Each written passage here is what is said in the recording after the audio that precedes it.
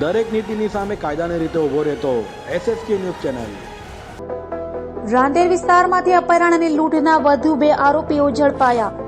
સુરત શહેરના Rander police station હદમાં વેપારીનું અપહરણ કરી USDT ટ્રાન્સફર કરાવવું અને રોકડ રકમની લૂંટ કરવાના ગંભીર ગુનામાં સંડોવાયેલા વધુ 2 આરોપીઓને SOGની ટીમે ઝડપી પાડ્યા છે।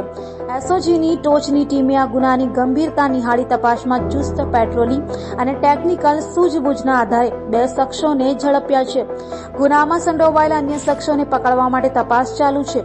આ લૂંટ અને અપહરણની ઘટનાએ સુરત શહેરમાં ચિંતાનું મોજું ઊભું કર્યું હતું, પરંતુ SOGની કાર્યક્ષમતાએ લોકોને સુરક્ષા વિશે વિશ્વાસ અપાવ્યો છે।